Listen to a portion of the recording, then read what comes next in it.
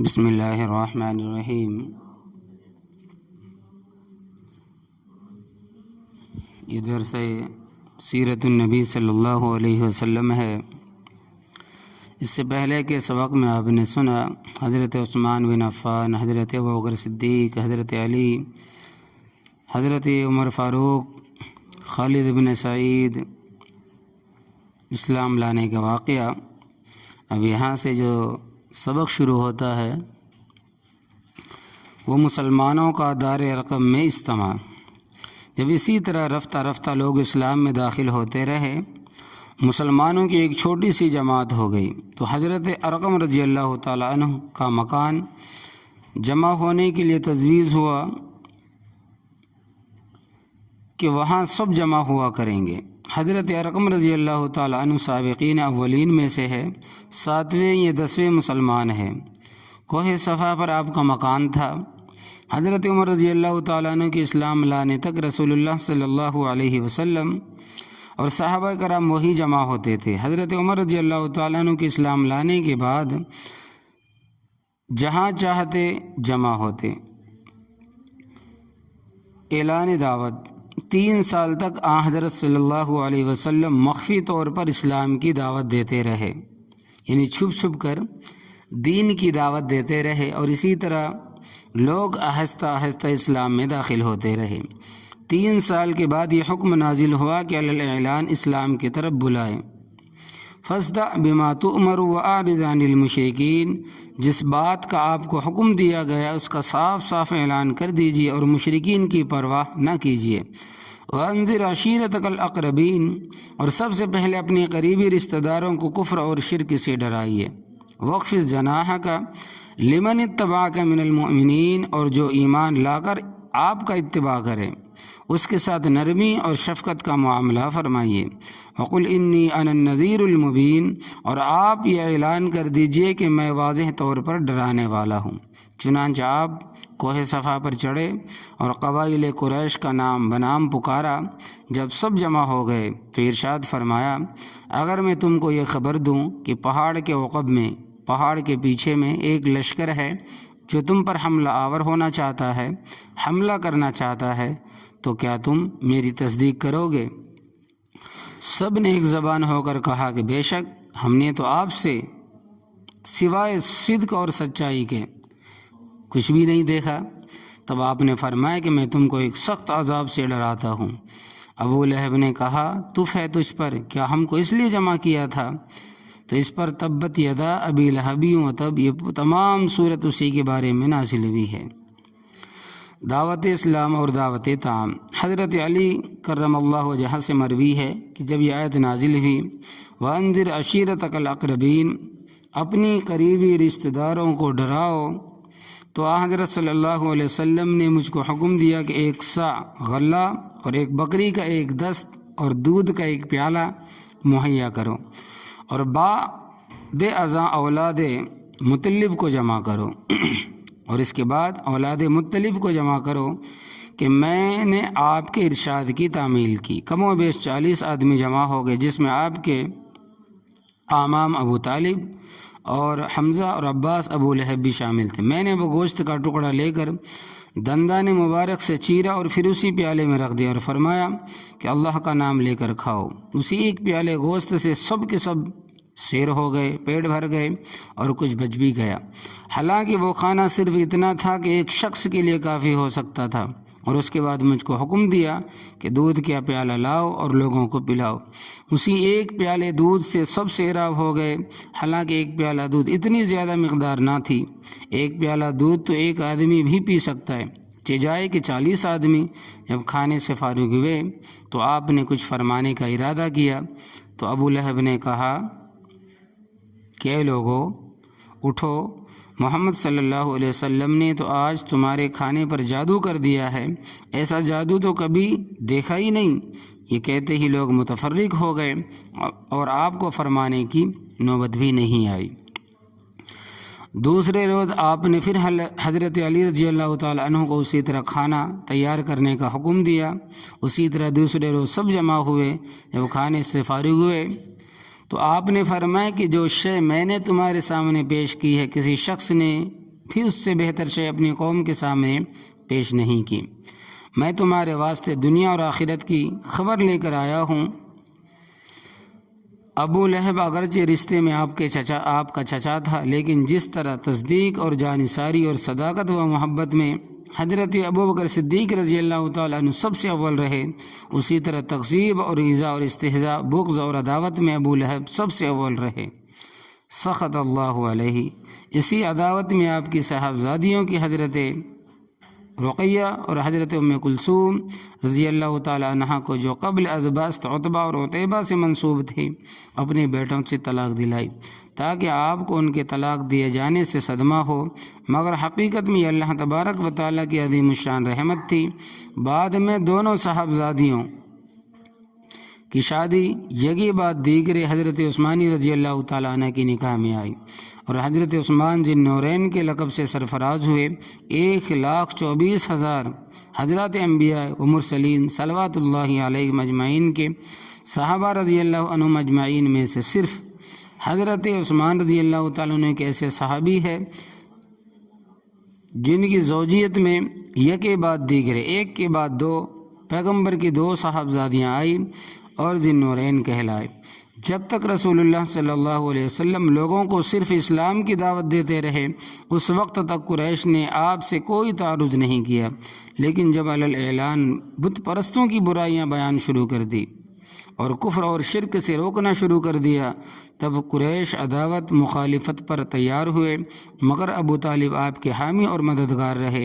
ایک مرتبہ قریش کے چند آدمی جمع ہو کر ابو طالب کے پاس آئے کہ تمہارا بھتیجا ہمارے بتوں کی برائیاں کرتا ہے اور ہمارے دین کو برا اور ہم کو احمق اور نادان اور ہمارے آبا و اجداد کو گمراہ بتلاتا ہے۔ آپ یا تو ان کو منع کر دیں یا ہمارے اور ان کے درمیان میں نہ پڑے، ہم کچھ سمجھ لیں گے۔ ابو طالب نے ان کو خوش اسلوبی اور نرمی سے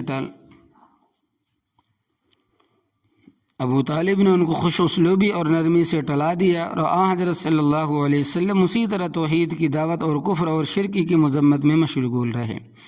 ابو لہب اور اس کے ہم خیالوں کی بغض و عداوت کی آگ میں التہاب اشتعال پیدا ہوا، اور لوگوں کا ایک جھنڈ دوبارہ ابو طالب کے پاس آیا اور کہا، آپ کا شرف اور آپ کی بزرگی ہم کو مسلم ہے، لیکن ہم اپنے معبودوں کی مذمت، آبا و اجداد کی تجہیل تحمیق پر کسی طرح صبر نہیں کر سکتے۔ آپ یا تو اپنے بھتیجے کو منع کر دیں، ورنہ لڑ کر ہم میں سے ایک نہ ایک فریق ہلاک ہو جائے گا۔ یہ کہہ کر چلے گئے۔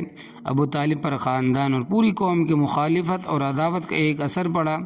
جب حضرت صلی اللہ علیہ وسلم تشریف لائے تو یہ کہا، اے جان عم، تمہاری قوم کے لوگ میرے پاس آئے تھے اور یہ کہہ کر گئے، لہٰذا تم مجھ پر رحم کر اور اپنے اوپر بھی رحم کھاؤ اور مجھ پر ناقابل تحمل بار نہ ڈالو، برداشت نہ کرنے کے قابل ہمارے اوپر بوجھ نہ ڈالو۔ ابو طالب کی اس گفتگو سے حضرت صلی اللہ علیہ وسلم کو یہ خیال پیدا ہوا کہ شاید ابو طالب میری نصرت و حمایت سے کنارہ کش ہونا چاہتے ہیں، تو آپ نے اس وقت چشم پرنم اور دل پر غم سے یہ فرمایا، اے چچا، خدا کی قسم اگر یہ لوگ میرے دائیں ہاتھ میں آفتاب اور بائیں ہاتھ میں ماہتاب، یعنی ایک ہاتھ میں چاند اور دوسرے ہاتھ میں سورج بھی لا کر رکھ دیں اور یہ کہے کہ اس کام کو چھوڑ دو، تو میں ہرگز نہ چھوڑوں گا یہاں تک کہ اللہ تبارک و تعالیٰ میرے دین کو غالب کرے یا میں ہلاک ہو جاؤں۔ یہ کہہ کر رو پڑے اور اٹھ کر جانے لگے۔ ابو طالب نے آواز دی اور یہ کہا، اے جان عم، تم جو چاہو کرو، میں تمہیں کبھی دشمنوں کے حوالے نہ کروں گا۔ طاہر نظر میں آفتاب و مہتاب سے زائد کوئی شے روشن اور منور نہیں، لیکن ارباب بصیرت کے نزدیک وہ نور مبین جس کو محمد رسول اللہ صلی اللہ علیہ وسلم لے کر دنیا میں آئے، وہ آفتاب اور مہتاب سے، چاند اور سورج سے کہیں زائد روشن اور منور ہے۔ مشرکین اس نور مبین کو بجھانا چاہتے تھے۔ کما قال اللہ تعالی یریدون ان یطفئوا نور اللہ بافواہہم ویابی اللہ الا ان یتم نورہ ولو کرہ الکافرون، یہ لوگ یہ چاہتے ہیں کہ اللہ کے نور کو اپنے منہ سے بجھا دیں، اور اللہ تبارک و تعالیٰ اپنے نور کو بغیر کمال تک پہنچائے ہرگز نہیں مانے گا، اگرچہ کافر اس کو پسند نہ کرے۔ اس لیے رسول اللہ صلی اللہ علیہ وسلم نے آفتاب اور ماہتاب کا ذکر فرمایا اور یہ بتلا دیا کہ جس نور مبین کو میں لے کر آیا ہوں اس کے سامنے آفتاب اور ماہتاب کی بھی کوئی حقیقت نہیں۔ آفتاب اور ماہتاب کو اس نور مبین کے ساتھ وہ نسبت بھی نہیں جو ذرہ کو آفتاب کے ساتھ ہے، لہذا تم احمقوں کے کہنے سے میں نور اعلیٰ کو چھوڑ کر نور ادنا کو کیسے اختیار کر سکتا ہوں؟ تستبدلون الذی هو ادنی بالذی هو خیر، اور جس طرح دایاں ہاتھ بنسبت بائیں ہاتھ کے زیادہ اشرف اور افضل ہے، اسی طرح آفتاب بھی ماہتاب سے کہیں اعلیٰ اور برتر ہے۔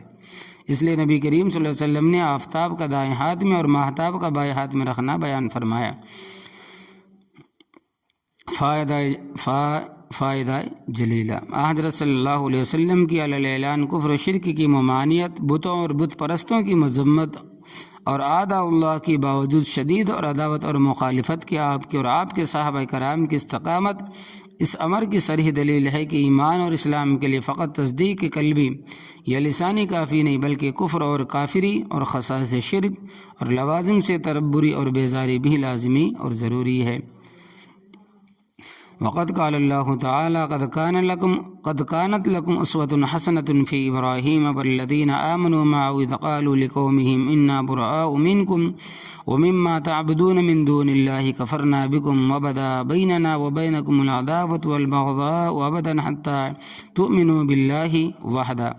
تحقیق تمہارے لیے حضرت ابراہیم ان کے ساتھیوں میں ایک عمدہ نمونہ ہے، تمہیں لازم ہے کہ اس نمونہ کا اتباع کرو۔ جس وقت ان لوگوں نے اپنی قوم سے یہ صاف صاف کہہ دیا کہ ہم تم سے سوائے خدا کے تمہارے معبودوں سے بری اور بیزار ہے، ہم اللہ کے مومن اور تمہارے کافر اور منکر ہے، اور ظاہراً بھی تمہارے درمیان میں خلی عداوت اور نفرت ہے جب تک کہ تم ایک خدا پر ایمان نہ لاؤ۔ وقال اللہ تعالی فلما تبین له انه عدو للہ تبرأ منہ، حضرت ابراہیم علیہ السلام پر یہ بات ظاہر ہو گئی کہ وہ آزر اللہ کا دشمن ہے تو اس سے بری اور بیزار ہو گئے۔ اس آیت سے صاف ظاہر ہے کہ جس طرح اہل ایمان کے لیے حق جل اللہ اور اس کے رسول اللہ صلی اللہ علیہ وسلم کی محبت اور اطاعت کا اعلان ضروری ہے، اسی طرح خدا کے دشمنوں سے بغض اور عداوت کا اعلان بھی ضروری ہے، جیسا کہ آپ نے 9 ہجری میں حضرت علی رضی اللہ تعالیٰ عنہ کو خاص اس لیے روانہ فرمایا کہ موسم حج میں برات کا اعلان فرمائے، جس کے لیے سورہ برات کی آیت نازل ہوئی تھی، اور حدیث میں ہے کہ من احب للہ وابغض للہ فقد استکمل الایمان، جس نے اللہ تبارک و تعالیٰ کے لیے محبت کی اور اللہ کے لیے بغض رکھا اس نے اپنے ایمان کو مکمل کر لیا۔ اللہ کی محبت اس وقت تک کامل نہیں ہو سکتی جب تک اللہ کے دشمنوں سے بغض اور عداوت کامل نہ ہو۔ قلب میں جس قدر خدا کے دشمنوں کے لیے گنجائش ہے اسی قدر قرب اللہ کی محبت سے خالی ہے۔ ما جعل اللہ لرجل من قلبین فی جوفہ، اللہ نے کسی کے لیے 2 دل نہیں بنائے، لہذا ایک قلب میں 2 متضاد چیزیں کیسے سما سکتی ہے؟ مومن کامل تو وہی ہے کہ ایک خدا کی رضا اور خوشنودی کے مقابلے میں سارے عالم کی ناراضی کا ذرہ برابر پرواہ نہ رکھتا ہو۔ حضرت انبیاء علیہ السلام الف الف صلوات اللہ کی یہ سنت کہ جس طرح وہ خداوند کے ایمان و تصدیق کی دعوت دیتے ہیں، اسی طرح کفر اور شرک اور طاغوت کی تکذیب اور انکار کا بھی حکم دیتے ہیں۔ یریدون ان یتحاکموا الی الطاغوت وقد امروا ان یکفروا بہ، یہ لوگ شیطان کے پاس اپنا مقدمات لے جانا چاہتے ہیں، حالانکہ ان کو یہ حکم دیا گیا ہے کہ شیطان کا کفر کریں، یعنی اس کا حکم نہ مانیں۔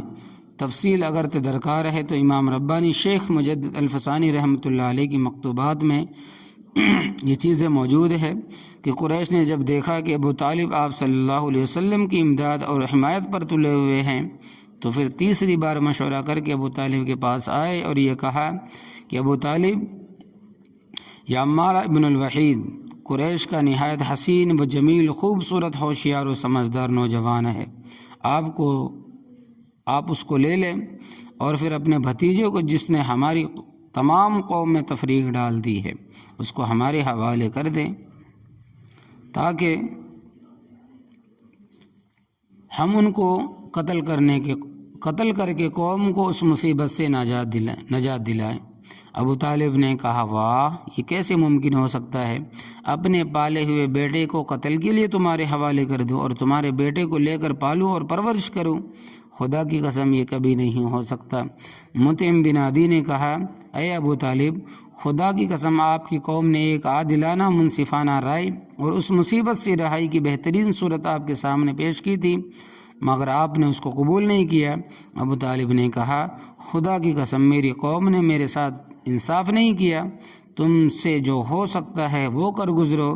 قریش جب ابو طالب سے بالکل نا امید ہو گئے تو کھلا مخالفت پر آمادہ ہو گئے، اور جس قبیلے میں کوئی بے کس اور بے سہارا مسلمان تھا اس کو طرح طرح کی تکلیفیں دینے لگے۔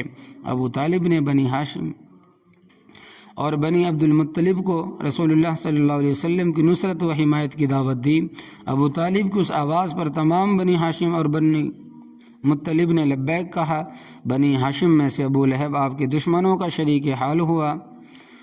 ربیعہ بن عبادہ رضی اللہ تعالیٰ عنہ کہتے ہیں کہ میں نے نبی کریم صلی اللہ علیہ وسلم کو بازار عکاظ اور بازار ارض المجاز میں دیکھا کہ لوگوں سے یہ فرماتے تھے کہ یا ایھا الناس قولوا لا الہ الا اللہ تفلحون، اے لوگو لا الہ الا اللہ کہو فلاح پاؤ گے۔ اور ایک بھینگا شخص آپ کے پیچھے پیچھے یہ کہتا پھرتا ہے یہ شخص صابی ہے، بے دین اور جھوٹا ہے۔ میں نے لوگوں سے دریافت کیا کہ یہ کون شخص ہے، معلوم ہوا کہ آپ کا چچا ابو لہب ہے۔ یہ حدیث مسند احمد میں مذکور ہے۔ فرماتے ہیں کہ یا ایھا الناس ان اللہ یامرکم ان تعبدوہ ولا تشرکوا بہ شیئا، اے لوگو تحقیق اللہ تبارک و تعالیٰ تم کو یہ حکم دیتا ہے کہ صرف اسی کی عبادت کرو اور اس کے ساتھ کسی کو شریک نہ کرو۔ اور ابو لہب آپ کے پیچھے پہ یہ کہتا پھرتا ہے کہ اے لوگو یہ شخص تم کو حکم دیتا ہے اپنے آبا و اجداد کا مذہب چھوڑ دو۔ اشاعت اسلام روکنے کے لیے قریش کا مشورہ۔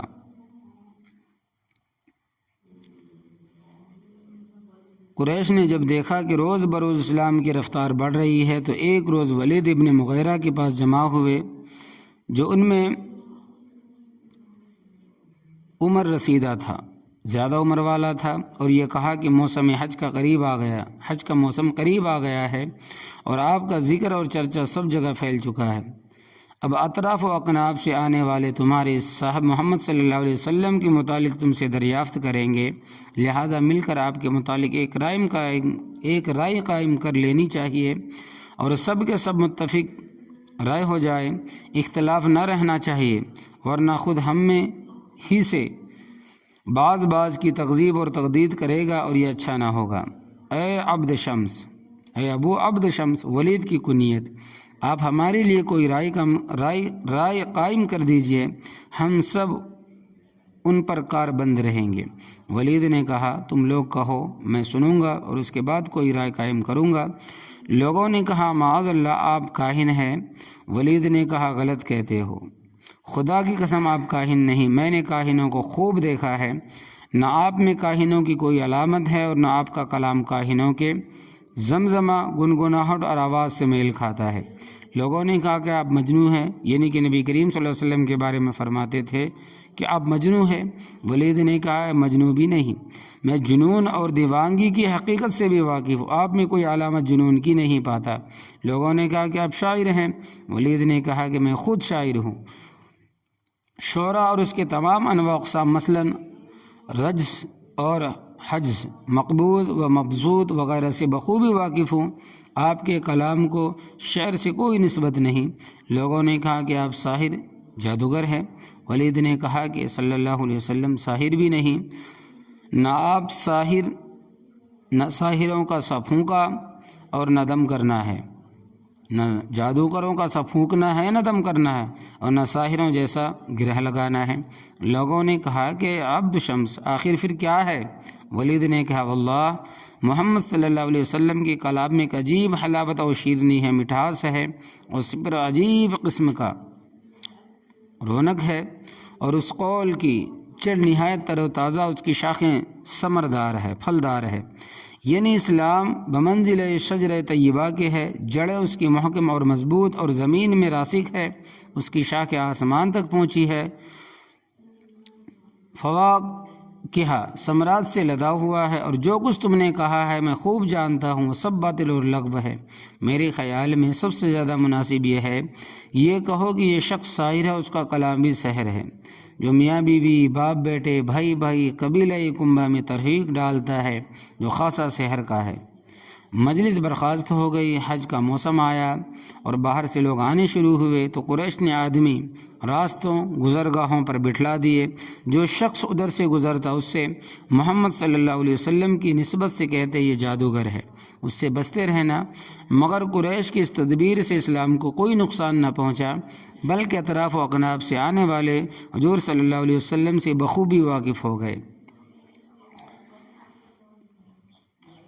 حق جل شانہ نے اسی ولید ابن مغیرہ کے بارے میں سورہ مدثر کی آیت نازل فرمائی کہ ذرنی ومن خلقت وحیدا وجعلت له مالا ممدودا وبنین شہودا ومہدت له تمہیدا ثم یطمع ان ازید کلا انہ کان لآیاتنا عنیدا سأرہقہ صعودا انہ فکر وقدر فقتل کیف قدر ثم قتل کیف قدر ثم نظر ثم عبس وبصر ثم ادبر واستکبر فقال ان هذا الا سحر یوسر ان هذا الا قول البشر سأصلیہ سقر۔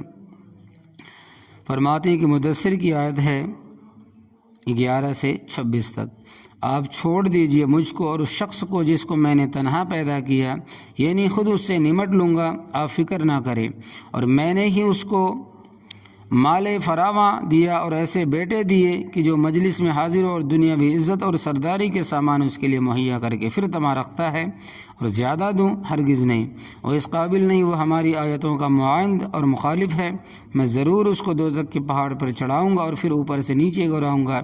اس نے فکر کیا اور دل میں کچھ اندازہ ٹھہرایا،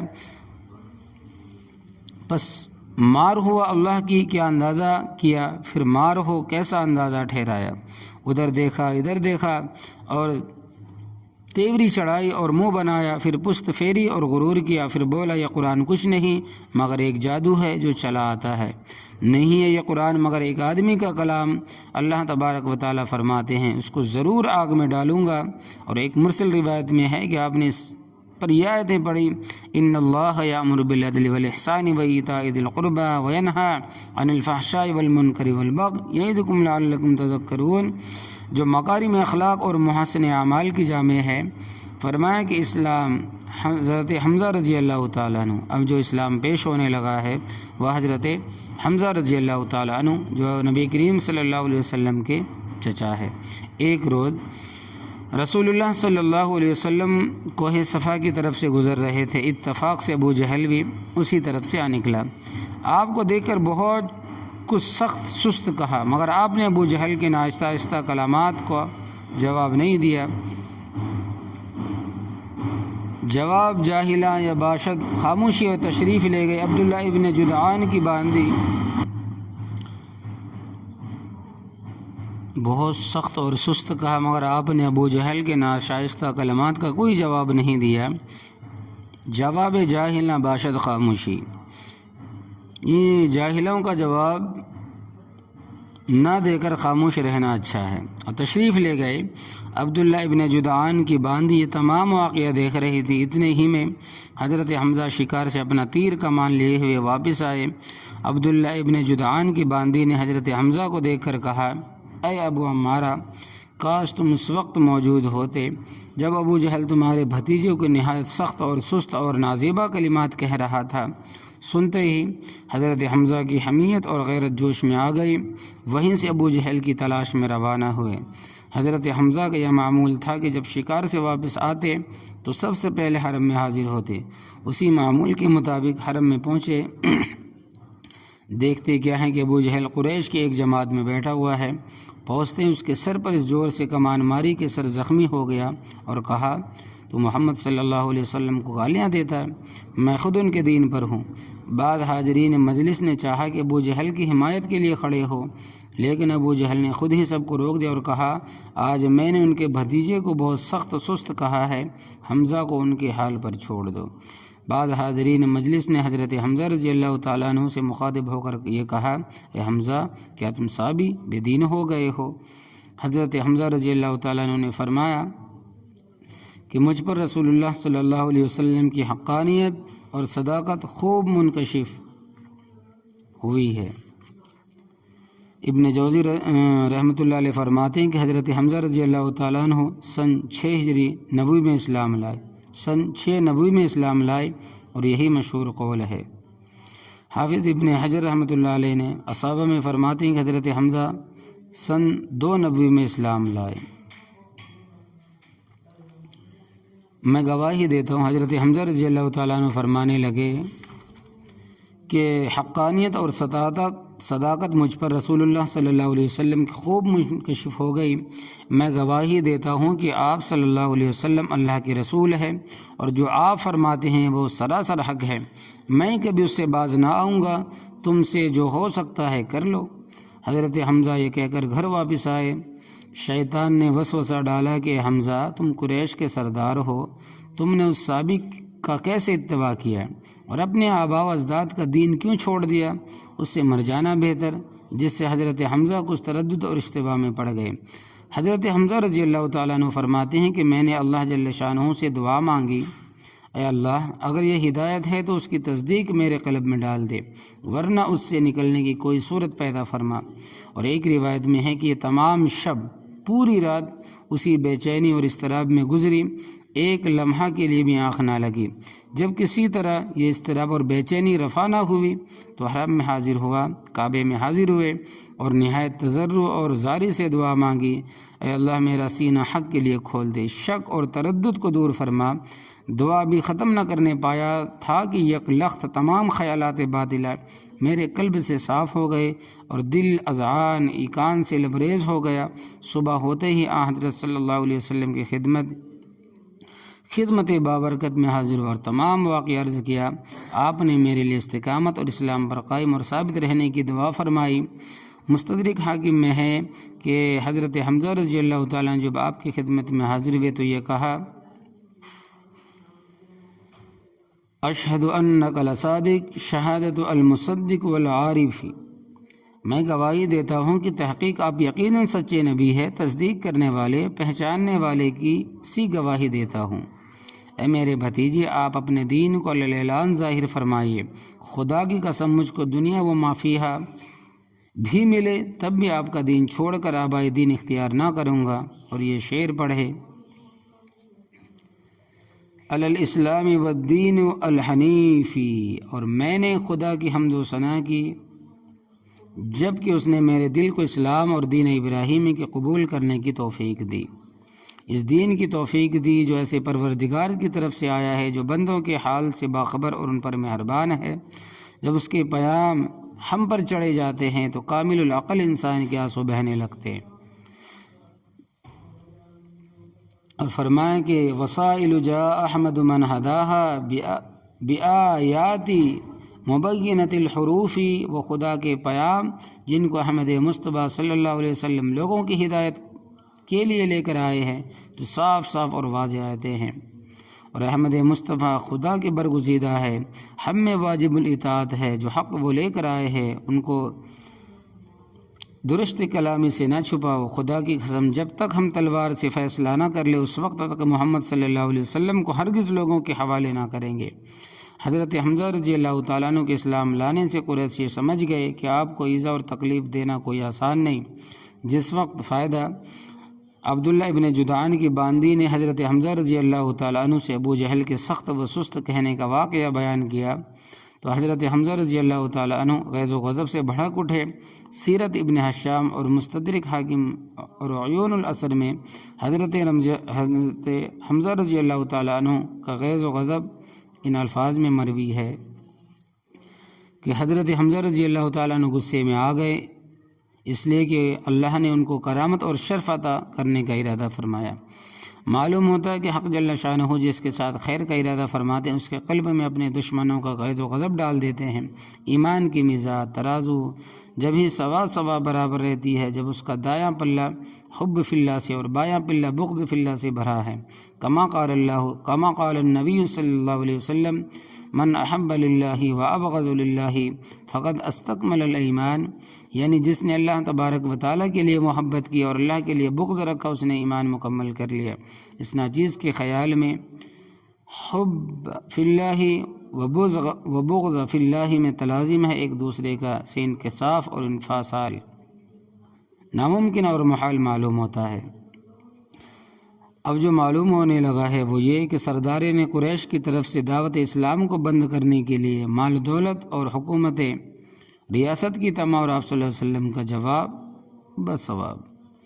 فرماتے ہیں کہ قریش نے جب دیکھا کہ حضرت حمزہ رضی اللہ تعالیٰ عنہ بھی اسلام لے آئے اور دن بدن مسلمانوں کی تعداد بڑھتی جاتی ہے تو ابو جہل اور عتبہ اور شیبہ اور ولید ابن مغیرہ اور امیہ ابن خلف اور اسود ابن المطلب اور دیگر رؤسائے قریش نے مشورہ کر کے آپ سے گفتگو کرنے کے لیے عتبہ بن ربیعہ کو مخاطب کیا جو سحر اور کہانت اور شعر گوئی میں اپنے زمانہ کا یکتا تھا۔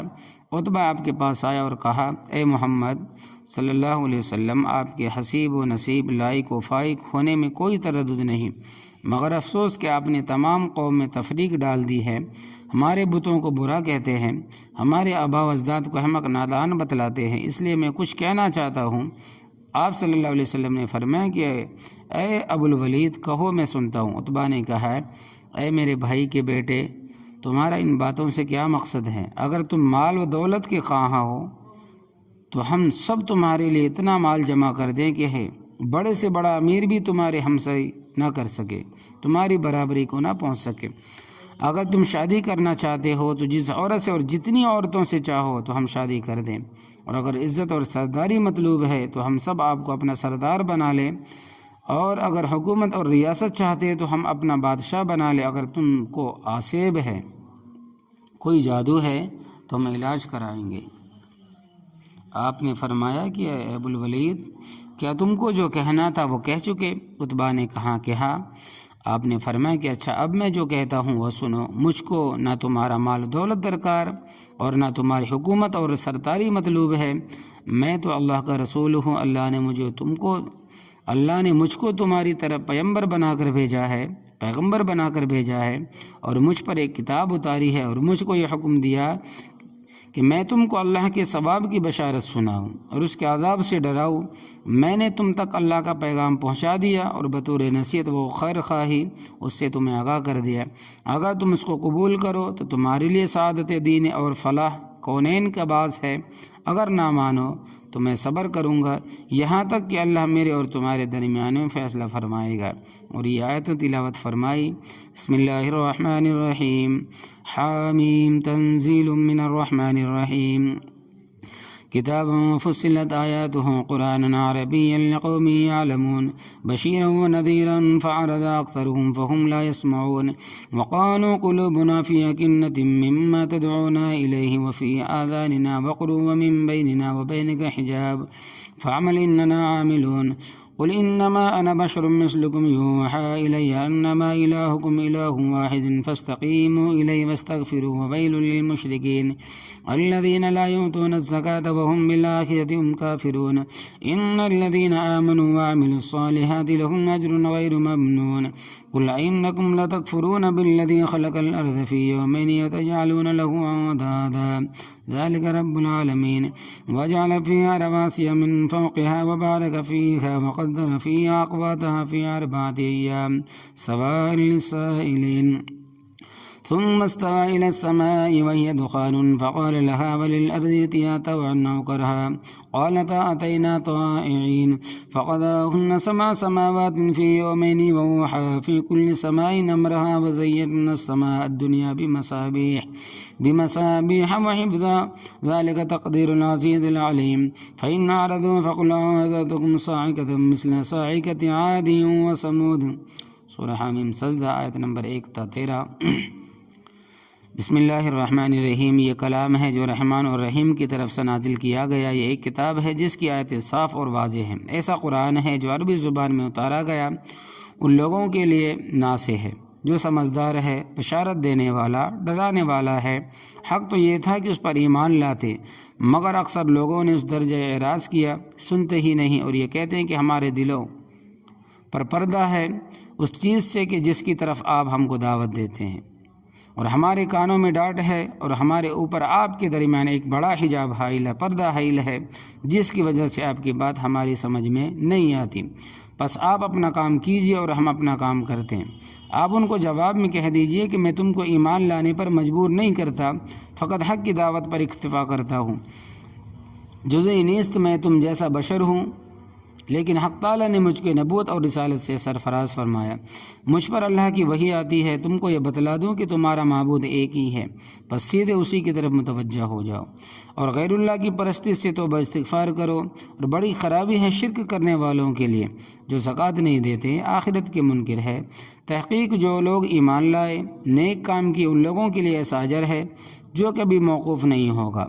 آپ ان سے کہہ دیجئے کہ تم اس خدا کا انکار کرتے ہو جس نے تمام زمین کو 2 دن میں بنایا، اور اس کے لیے شریک تجویز کرتے ہو۔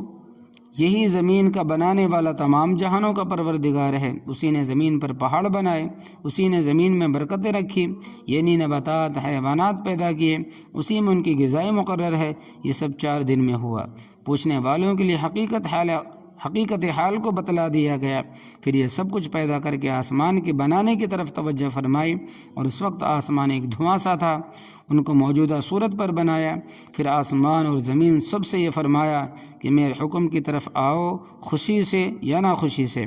دونوں نے عرض کیا کہ ہم نہایت خوشی سے تعمیل حکم کے لیے حاضر ہے۔ پس 2 روز میں اللہ تبارک و تعالیٰ نے 7 آسمان بنائے، اور ہر آسمان میں اس کے حکام بھیجے، اور آسمانی دنیا کو چراغوں سے مزین کیا، اور استراق شیاطین سے ان کو محفوظ کیا۔ یہ ہے تدبیر خدائے غالب اور دانا کی۔ پس اگر یہ اعراض کرے تو آپ کہہ دیجئے کہ میں تم کو ایسے آسمانی عذاب سے ڈراتا ہوں جیسے قوم عاد اور سمود پر میں نے نازل کیا تھا۔ آپ تلاوت فرماتے رہے۔ عتبہ دونوں ہاتھ پیچھے کی جانب زمین پر ٹیکے ہوئے مبہوت سنتا رہا، لیکن آپ جب اس آخری آیت فَإِنْ أَعْرَضُوا پر پہنچے تو عتبہ نے اپنا ہاتھ آپ کے منہ پر رکھ دیا، آپ کو قسم دے کر کہا، للہ آپ ہم پر رحم فرمائے۔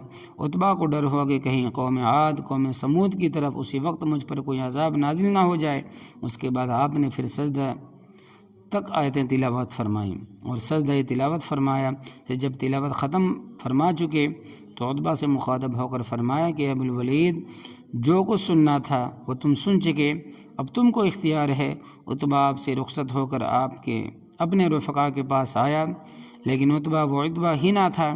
چنانچہ ابو جہل بول اٹھا کہ عتبہ، وہ عتبہ نظر نہیں آتا۔ عتبہ تو صابی ہو گیا، اپنے دین سے پھر گیا ہے۔ عتبہ نے کہا، میں نے ان کا کلام سنا، واللہ میں نے کبھی ایسا نہیں سنا، نہ وہ شعر ہے، نہ وہ جادو ہے، نہ سحر ہے، نہ کہانت ہے، نہ وہ تو کوئی اور ہی چیز ہے۔ اے قوم، اگر تم میرا کہنا مانو تو محمد صلی اللہ علیہ وسلم کو ان کے حال پر چھوڑ دو۔ خدا کی قسم جو کلام ان سے سن کر آیا ہوں، ان قریب اس کی ایک شان ہوگی۔ اگر عرب نے ان کو ہلاک کر دیا تو پھر تمہیں کسی فکر کی ضرورت ہی نہیں، اور اگر محمد عرب پر غالب آ گئے تو ان کی عزت تمہاری عزت ہے، اور ان کی حکومت تمہاری حکومت ہے، اس لیے کہ وہ تمہاری ہی قوم کے ہے۔ قریش نے کہا، اے ابو الولید، محمد نے تم پر جادو کر دیا ہے۔ عتبہ نے کہا، میری رائے تو یہی ہے، تم جو چاہو کرو۔ تو یہ تھے درس سیرت النبی صلی اللہ علیہ وسلم۔ دیکھیں کہ اللہ تبارک و تعالیٰ نے کیا شان عطا فرمائی۔ اللہ تبارک و تعالیٰ نے لسان نبوت میں نبی کریم صلی اللہ علیہ وسلم کے زبان مبارک میں کیا تاثیر رکھی تھی کہ قریش بھی حق کا بکا رہ جاتا تھا جب قرآن کریم کی تلاوت سنتا